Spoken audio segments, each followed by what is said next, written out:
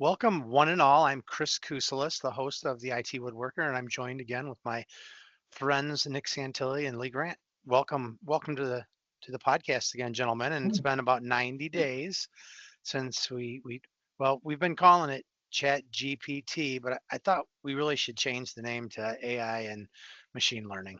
So maybe this will be, instead of number 6 GPT, it's now number 1 AI and machine learning. You guys okay with that?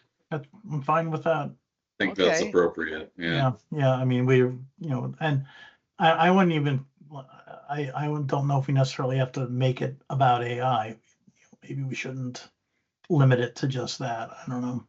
Okay. Because I mean, there's going to be a point where we're going to talk about something else. All right. Because So there's we'll always something else. I'll think of a creative title when I post it. So going back, I just kind of bring us up our last 90 days. We talked about chatbots and voice cloning and deep fakes and ethics and AI and Copilot and DAX code. So those are some of the hot topics we talked about. Mhm. So what do we want to jump into this afternoon, folks? Well, the thing I wanted to talk about was the bullet that we dodged. Probably not appropriate to say that at this point. The potential bad thing that we avoided. So I don't know if you guys have heard about the Copilot Plus PCs that Microsoft is releasing. They have a Snapdragon processor, so they have neural capabilities, kind of like Apple Silicon. So the M series Apple. And they were going to provide you with this great thing called Recall. It was going, essentially, it will remember everything you do. And how it does that is it would take a screenshot every 4 seconds and store it. They claim it would only store it on the local machine. Now, if you believe whenever Microsoft says we want to gather information and we're going to protect your privacy, blah, blah, blah, realize that that's not necessarily true. I sure as hell wouldn't trust Microsoft to keep my banking information local. To me, it's a complete security nightmare. I think Nick will probably agree with me on that, being the security guy. I think I read 2 lines of code could compromise the whole recall. Well, I don't want to spoil it for you, but 2 lines of code could probably ruin most of things that come out of there. That's fair. So they announced it. Many people read it and went, "Oh, this is cool. I can, I remember I was looking at something 2 days ago. Maybe I can see what it was." Your browser history already has that information. And then articles started coming out saying, whoa, this is bad. To the point where there was an article where somebody was saying, I want to know the name of the executive that approved this because they should be shamed for it. And then about 2 weeks after that, and this was happening mostly in late May, early June, eventually Microsoft announced that it wasn't going to be turned on these new PCs that they're about to roll out. You have to be part of the Windows Insider program in order to be able to turn that on. So the Windows Insider program is usually where features go to die. So I think Microsoft realized that they stepped in it. And considering I've been using Microsoft technology since version 2 of Windows. So for almost 40 years. Almost 40 years.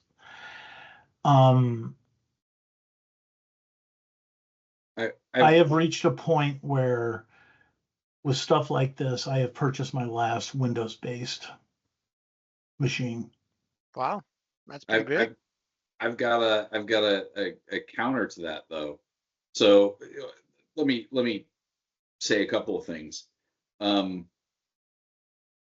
Windows isn't the only, Microsoft isn't the only one saying, they're gonna come out with an AI PC, right? Intel's doing the same. So I feel confident the opening salvo was kind of defeated, but it'll be repackaged and reframed until we get that level of acceptance from people, right? So we'll see it again. We'll see it in some form. And No, I don't believe we will. Something that's going to take pictures of your screen every 4 seconds and store it. okay, maybe not in that way, but so you said you're done with Windows machines.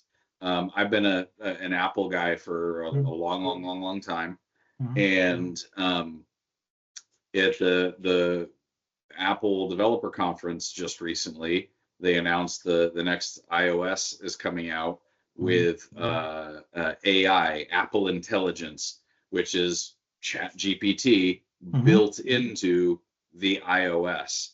And so probably not apples to apples, but very similar in a lot of ways to what we just talked about with Recall. Just now it's on your phone, which is in your pocket and has a microphone and cameras in it, right? So it might not be taking screenshots the same way, but you're getting a similar level of intrusiveness branded for helpfulness, personal assistance, using similar technology, right? Well, let me ask you a question. Do you use Siri? Yeah. I don't. Okay.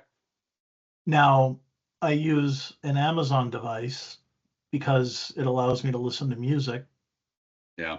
With a not too expensive, and I buy Amazon Music, so I have a full catalog of music that I can listen to. Sure. I don't order anything using that. Do I think that it only listens when it hears its word that I'm not mentioning? No, it's always listening, because how does it hear the word if it's not listening? Yeah. In fact, I don't know if we've discussed it, but a few years ago, it heard somebody talking and it sent emails to a bunch of employees at a company. So, we've invited surveillance into our lives. It was done under the cloak of cool magical technology. We're sort of hooked on it, kind of the same way Amazon has us hooked on, we can subscribe to stuff that we consume a lot of. Is it good? I mean, boy, it would be nice if I could get stuff easier from my local stores versus having to order it from Amazon. But it's the way the world is. And I'm a lot more comfortable buying from Amazon than I am driving 20 miles to the closest Walmart. Well, so I'm gonna attempt to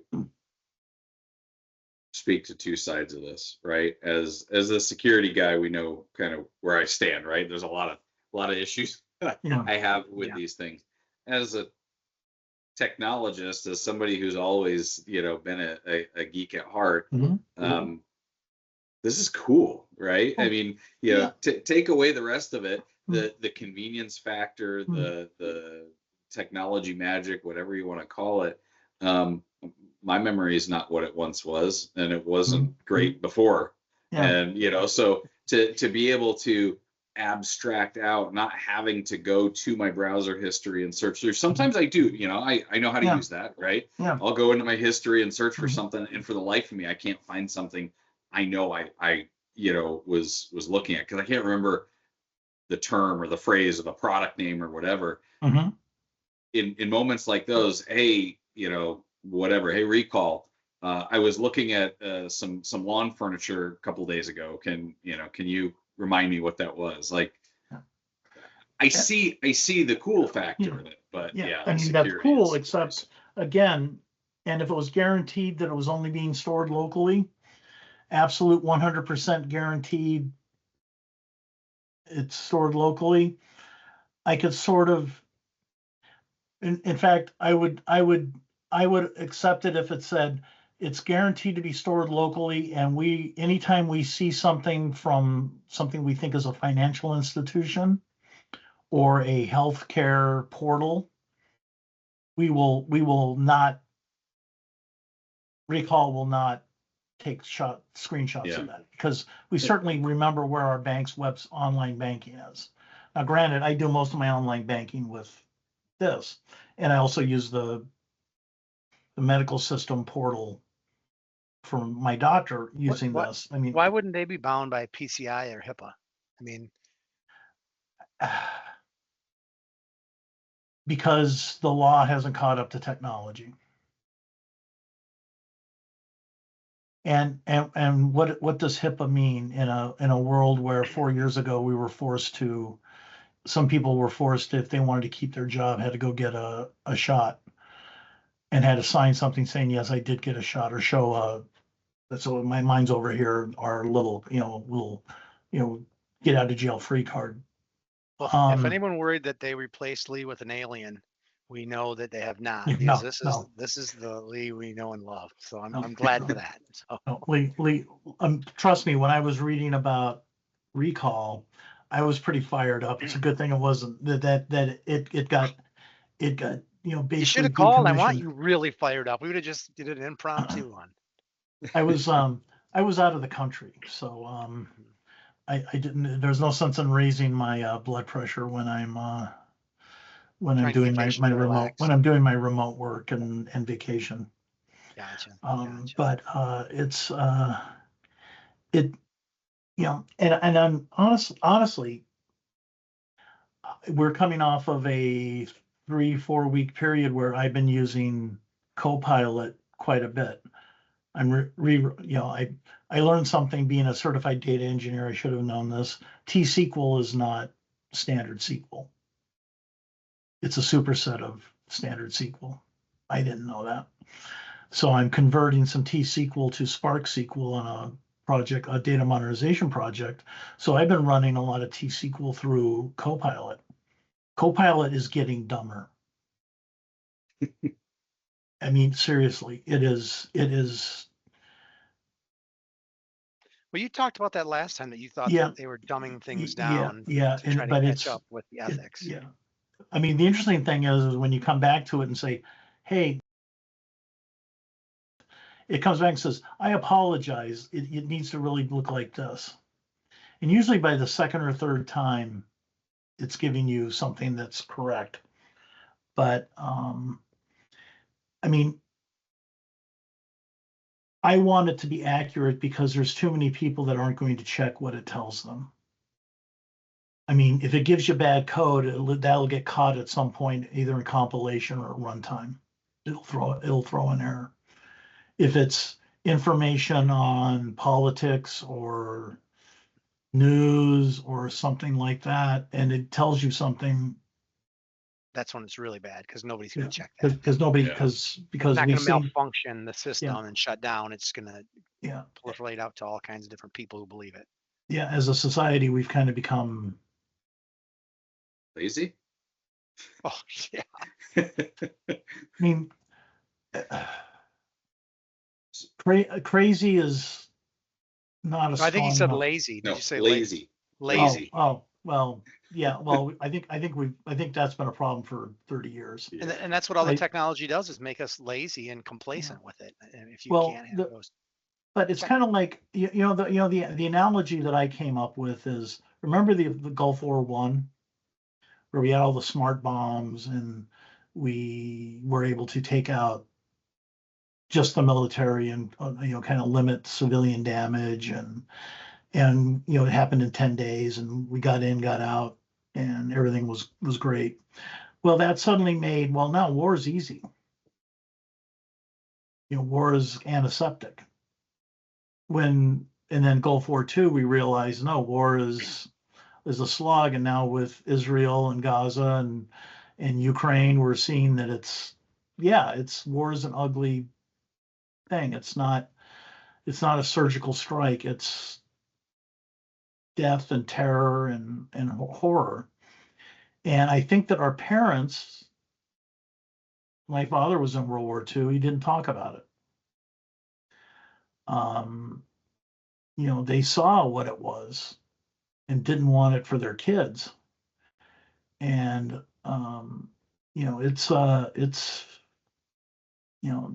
technology is kind of was that a good word? Seduced us into this world of, man, I can stream any program I want. I can stream any music I want. I can, I've spent the evenings over the last month and a half watching the nightly World Series of Poker stream on Poker Go. 10 years ago, that would have just been, people would have been like, how the hell are you doing this? Yeah. And these are all wonderful things, but when they start deciding to turn it around and start capturing your activities, then I've got to say, no, I don't. I am inviting what I view, what I consume. That doesn't give you a right to look at what I'm doing and go store it off somewhere. I know it's being stored somewhere. I get that, but there's really no for marketing. Yeah. I mean, how many times have I think we talked about this, where I went and took pictures of office chairs last time I was in Seattle 4 or 5 years ago. And I went back to my hotel, opened up my browser. I had, at the time, CNN was my homepage. And at the top was an advertisement from that chair company that I'd just taken pictures of. You're telling me that there's that was just some really weird coincidence? I don't think so.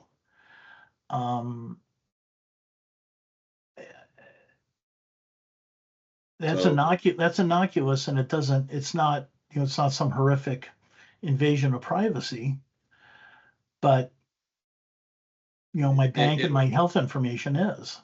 It also serves to sort of,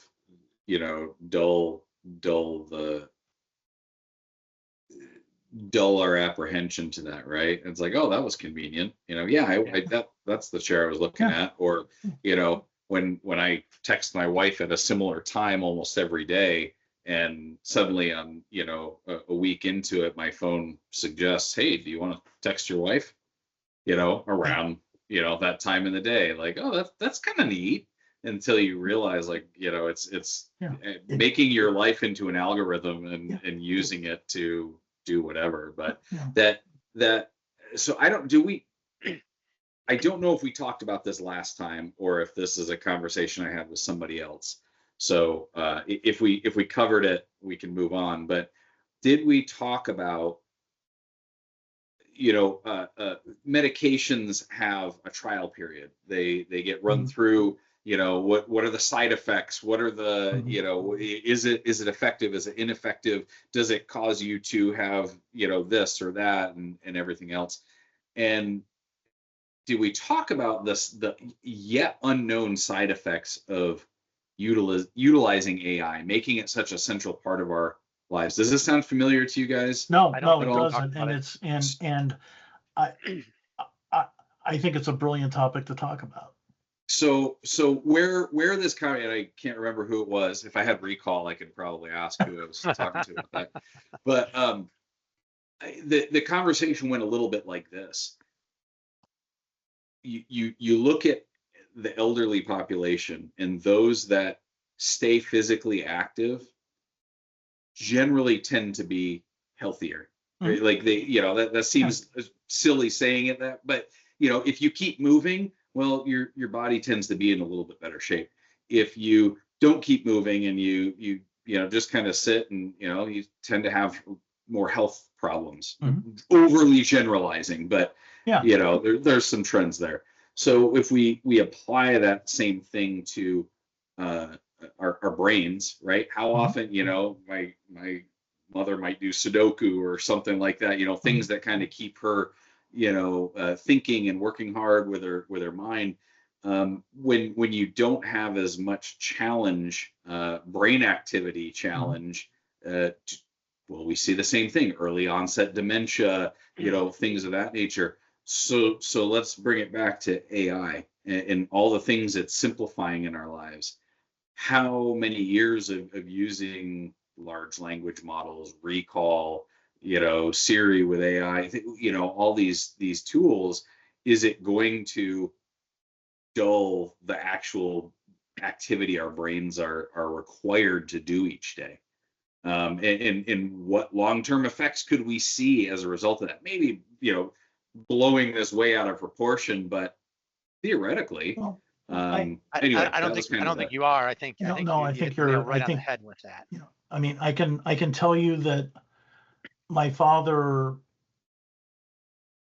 he died 19 years ago. He was 85. He was pretty spry until about a year before he died. And one of the things that he did was he sat and watched TV and stopped reading. And to me, that was, I saw this one-to-one comparison of, yeah, he had cancer and he was sick. I mean, we've all been sick, and one of my great joys is reading. So, you want to make Lee suffer, keep him away from books. I would be miserable. But I think that we are at a point where, that we're not teaching cursive to kids anymore. We're not, they've got TikTok, all the different social media apps that they're on, and there's something called TikTok brain, where now if like apparently popular music now, most songs are under 3 minutes. Mm-hmm. I mean, we're of an age where, you know, we liked, long Rush songs or long, old Zeppelin Chicago, songs, yeah. Ballet for a Girl from Buchanan. It's like a 14-minute song. Their attention span isn't there. Huh? Their attention span's not there anymore. Yeah, You can't keep them engaged that long.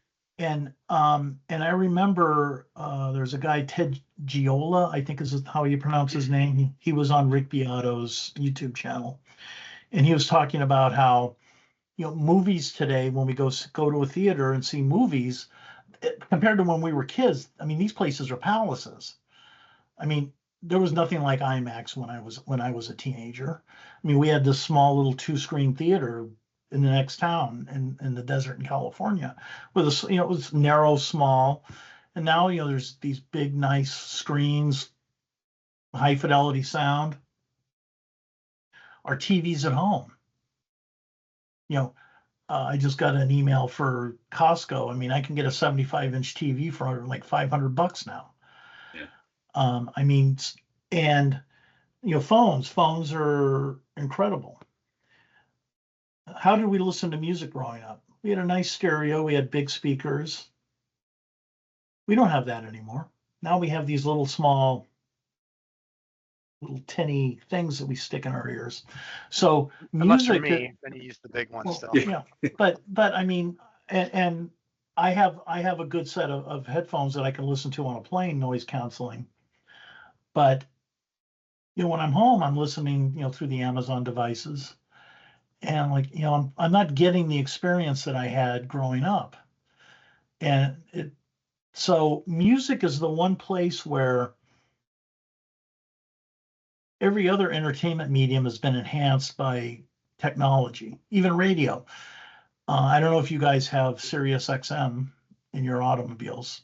I do. Not anymore. I did for years. Yeah, I do. Yeah. Listening to that compared to listening to even the FM stations locally, I'm like, oh my God, this is I've been listening to this for years. This is crap. And that's improved. But, I think that if you took a 17, 18-year-old kid today, you put them in front of a high fidelity, even, just listen to the music that you like, vinyl through a tube amplifier with big high fidelity speakers, it would freak them out because they would be hearing things that they have never heard. So when you're talking about what's the effect of all this technology? Well, we're already seeing it. Yeah, I that's mean, true. and you know, I went on TikTok once. I said, farewell to the brain cells that got sucked out of my head while I was watching it, and then I, moved on. There are,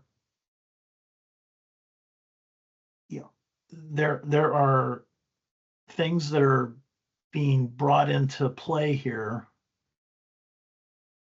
that are really seriously going to affect the young people today. They will, and then if something were to happen,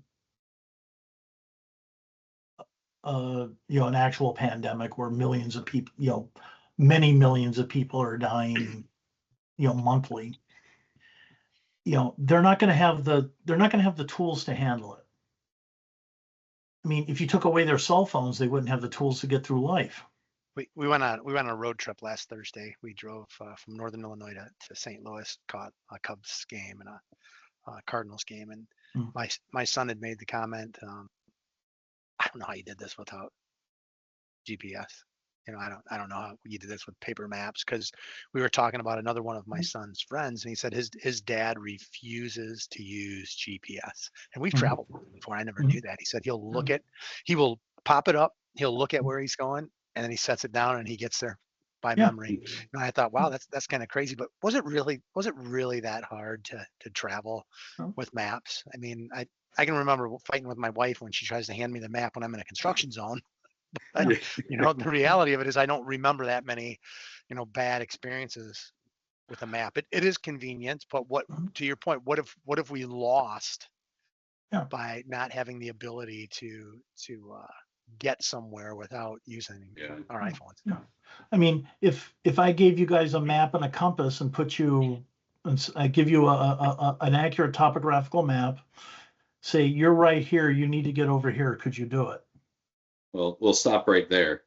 You probably lost the portion of the population when you said topographical. Yeah, well, it's a map that shows elevations, guys. It's but honestly, it's I had to do that in high school.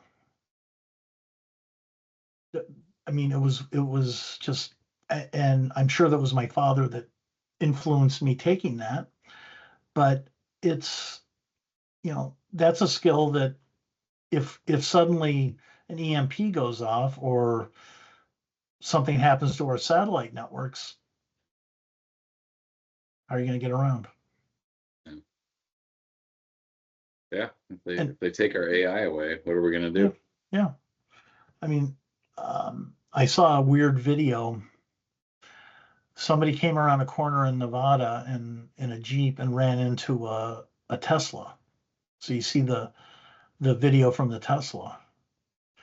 And the Tesla rammed back into the Jeep and then automatically drove off, kind of weaving on the road.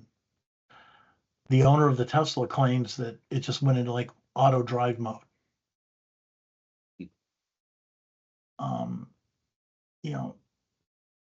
And that gets back to, I think that this probably was from our first, I don't know how long we've been doing this, a year and a half, maybe longer.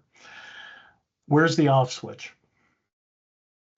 Show me the off switch and I'll be a hell of a lot more comfortable. Well, you've talked about the ethics in it before, but some of the things you train AI to do is deceiving. I mean, can AI play poker? One of the things I looked up was it can bluff you. Yeah. Bluffing is deceiving.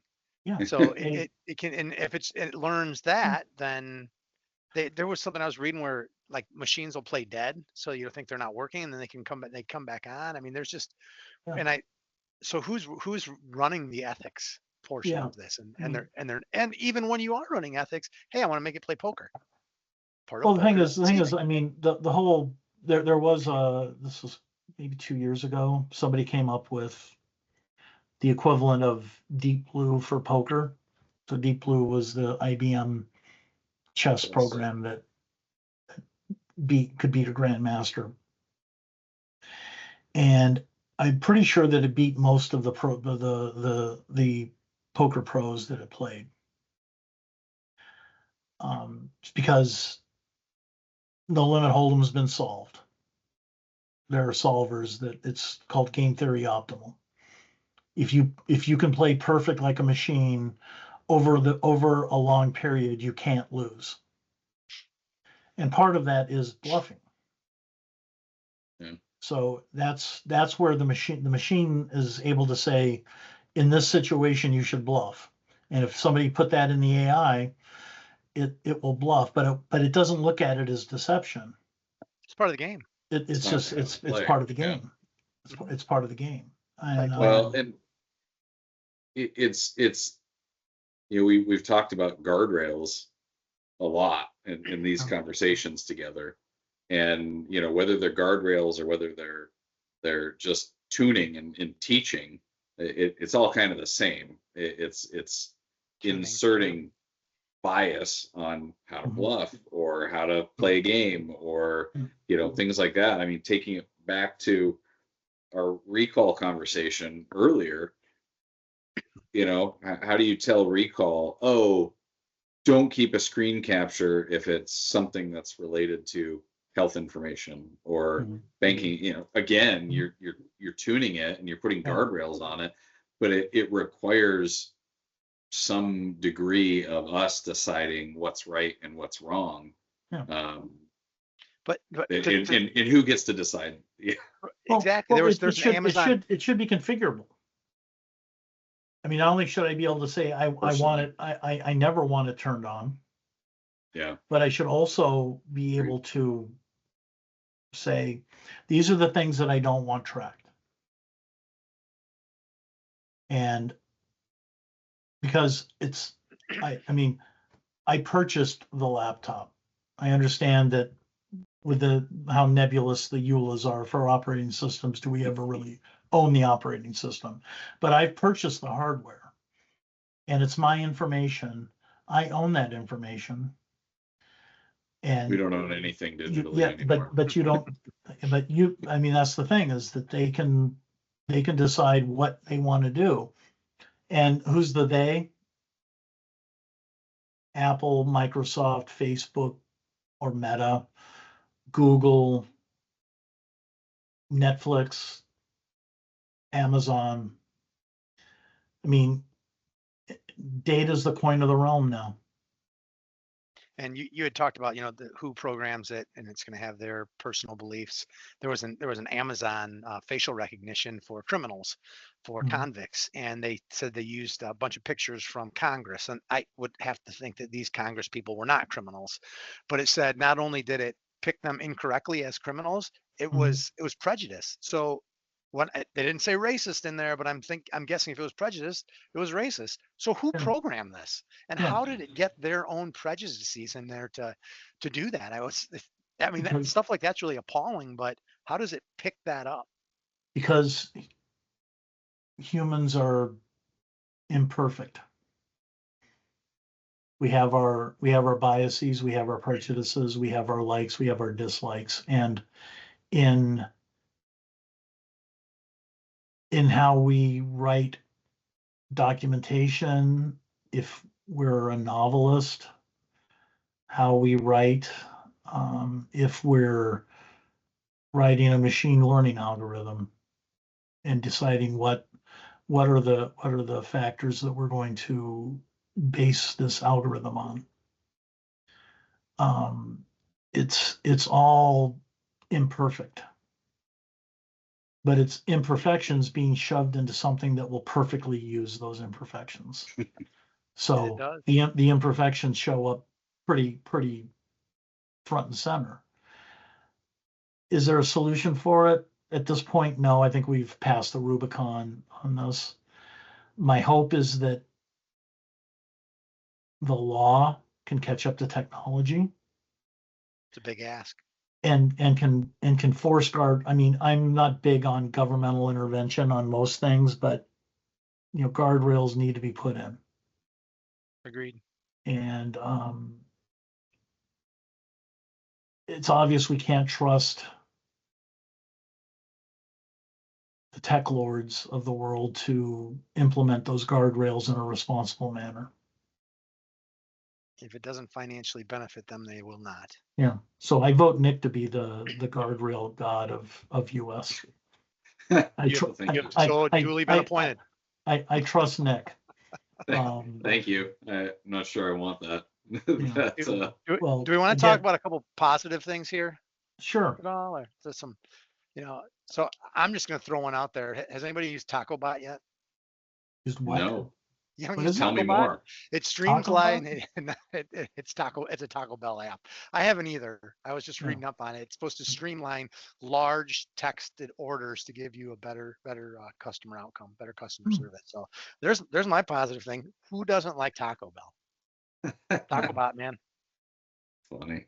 I mean, No, I just, what I guess my positive, maybe it's positive, my use of I'll say it, Chat GPT, sometimes Copilot, but more often Chat GPT, continues to be more wildly varied, and I feel like I'm beginning to use it more like Google than a large language model to just help me do things. And the other day, it's interesting. I've kind of got a question here, and I don't know that any of us can answer it, but we'll just throw it out there.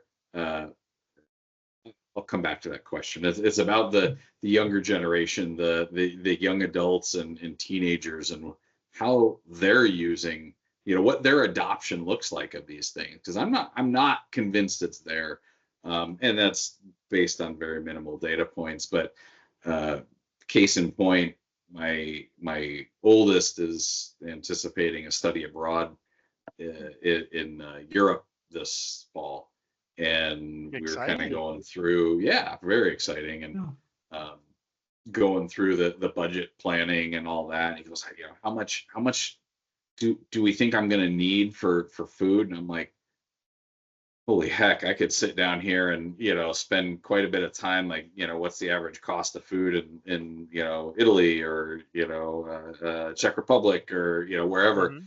And go through each of the areas and try to find average costs and all that. I put a two or three sentence prompt into Chat GPT and said, I need a food budget for 3 months in Europe. Give me a range. I want to be frugal, but also don't want to miss the European culinary experience. Include snacks, 3 meals or whatever.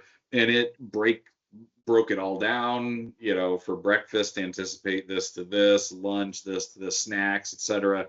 And within literally a minute or two, I copied and pasted it, texted it back to my son, and he's like, oh, well, the program's actually going to, account for 40% of the breakfasts and a quarter of the dinners. Can you redo that? And part of me is like, no, you do that. Yeah. But I was kind of curious, so I plugged it into Chat GPT, and sure enough, it's like, okay, here's your new. And so on the one hand, it's interesting to use it for so many different things.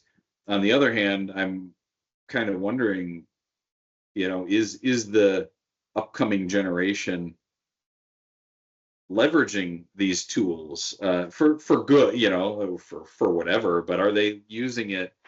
My son certainly doesn't seem to be, and that maybe isn't a totally bad thing. On the other hand, he's going to enter the job market in not too long, and I guarantee the people he'll be interviewing against will be leveraging tools like that, and being figuring out an efficiency in their job and all that. So it's kind of interesting that I think we're running short on time, but that prompted another thing that came up recently. I don't know if I read about it or where, but the people who are utilizing these tools to get several work remote jobs, and taking salaries from 4, 5, 6 jobs, and barely doing work that is probably not even mediocre, but enough to stay off the radar. Get 6 months out of it or whatever. Yeah. And so I know some people are certainly leveraging it, and what will that end up doing to work from home policies or use of these tools, or will we start to see mobile device management that limits access But to AI tools? Or but here's the other piece of that. What happens if somebody is brilliant and is doing it, and they're turning out a high quality of work for 5 or 6 different jobs because they've programmed it correctly? I mean, yeah, right. what about that guy? They're like, wow, he's my best employee. Yeah, I got a guy just like that. I doubt if there's far-fetched. many people that are like that, because I like to think that somebody who's smart wouldn't be trying to game the system in an unethical way. I would disagree. Well, I would say there's probably the smart people out there that want to go, I want to see if I can do it. Yeah. I've got an idea. I think it can be done. Yeah, but I mean, sure, there's times where I'm thinking, but I'm, Excellent. I won't do that. I mean, there was a guy during COVID, he was being paid, something a lot more than maybe all three of us combined. And he was shipping his work off to India and paying them pennies, and was getting good enough work that he was, appeared to be a superstar. But then they found out this guy's basically a dispatcher and isn't doing the work. But if it's good enough work, do they really care, or do they want to hire those people from India and or use them and extrapolate that whole model throughout the company? Yeah. Well, yeah, but I mean, I think it's the idea that you're taking work of others and claiming it as your own. That's where True. That's a problem. That's true. I get that piece of it. that's a an issue. But if you So, go in saying, "Hey, listen, I can get this done for you," that's all you tell them. I can get this done for you. I didn't tell you I was going to do it, but I'm going to get it yeah, done. yeah, but Do you want a result? I'll get you a result. yeah, Yeah. but again, it's just, to me, it's, we haven't solved the bad things that can come out of this technology before we released it. There's too much money to be made to wait. Yeah, That's the problem. yeah. Did- I mean, I'm sorry. I know, Chris, you wanted to take it to the positive and end on a high note, but Okay. sorry, Lee said that, and it jogged another thought. I didn't keep notes between last time and this time. I read that, and I haven't been able to confirm this or deny it, but I read that the compute power that AI is taking is astronomical, as you might imagine.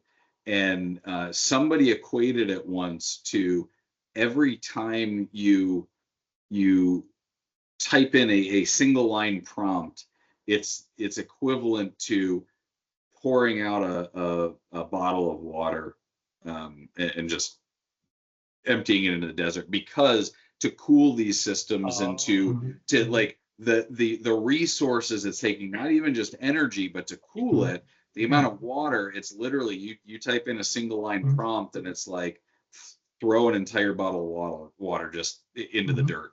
It's gone. That's a mind-boggling and very sobering thought, if that's anywhere near accurate, because I sit there and I'm like, okay, I just spent 15 minutes dinking around with, some tweaking some image generation for a slide, and half the time I'm goofing around on my prompts. Oh, I wonder what happens if I do this, right? And I'm just playing. Did I just throw away 3 cases of water? By, like that's got some, you want to talk about, those who are really passionate about the environment and environmental, topics. That's one that could, see some criticism go the way of AI. What's interesting to me about that you brought that up is they say 70% of all AI and machine learning right now by companies is being used for cost efficiency. and to find like more efficient ways to do things, which they say they're not even using the information they've got to make better products or make products. So that leaves 30%.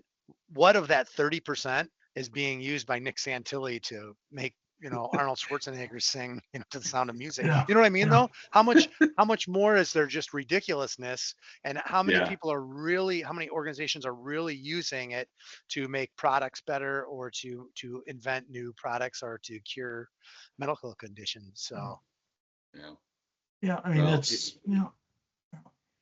here's my happy note to offer, Chris, is a couple nights ago, we had all been working and hadn't taken the time to figure out dinner, and I literally typed in like, I've got chicken and pasta, give me a couple recipe ideas for dinner. And within a minute, I didn't have to sit there and think through, okay, what's our, go through the cookbook.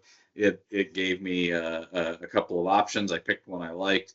Okay, give me the ingredient list. Let me make sure I've got it. Oh, there's 3 things I need to run across to the grocery store and grab. And okay, I got that. Okay, give me the recipes for each of these. And without any planning or other forethought, I was able to get dinner on the table without the I might steal that idea. you know what, it's we probably get closer to marital disputes around here about figuring out what to do for dinner and how to plan dinners than anything else. So Chat GPT may just be saving my marriage. So I we'll understand that. And Nick, you are now, Lee, you've got to throw us out something positive, and you can't use Copilot and DAX code again. So you used that last time. Yeah. Well, I already did T-SQL and Spark SQL. If you try it a few times. No, I mean, in general, I actually used I got a trial. I don't remember the name of it. I was playing with it while I was on one of my vacation days, and I got it to create a song in the style of Boston. Now, apparently, this company now is being sued by all the record labels because it's essentially using it's using the original songs, and it's extrapolating. But that was kind of neat. As a really bad musician, I thought it was kind of cool that I could sit down and in 15 minutes come up with an original-ish song that sounded like it was written by Tom Scholz. So Weird Al Yank AI. Yeah, actually, that's a good idea. I'm going to steal that. It's all yours, man. It's all yours. But no, I mean, I think that if we don't use it to blow ourselves up, it can benefit humanity. I mean, there are worlds where we get the Star Trek solution, not the Blade Runner Terminator solution. I hope that can happen, but now with the onset of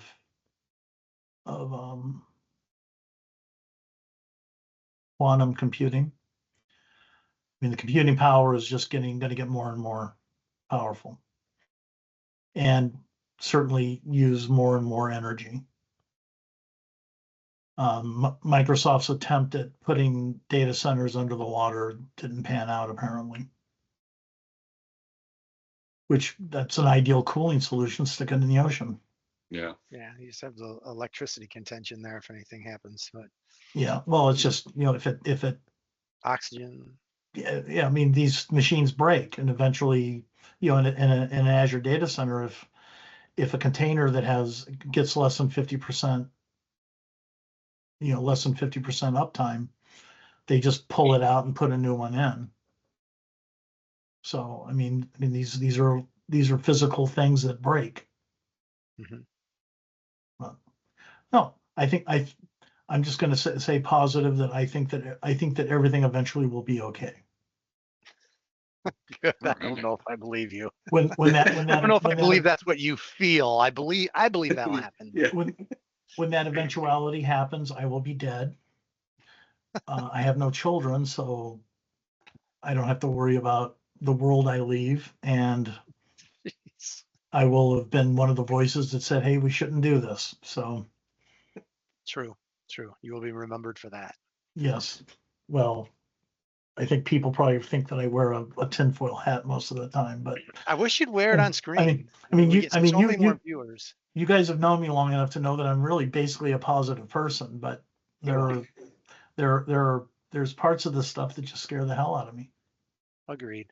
Yeah. But guys, I think we're coming up here on our Yep. time. So I really All right. appreciate, again, I enjoyed the conversation, and I'm ready to see what other amazing and crazy things are going to happen over the next 90 days. So everybody have a great afternoon. As always, it's a pleasure to talk to you. Thanks, guys. All right. Bye, everybody. Yeah. See you guys.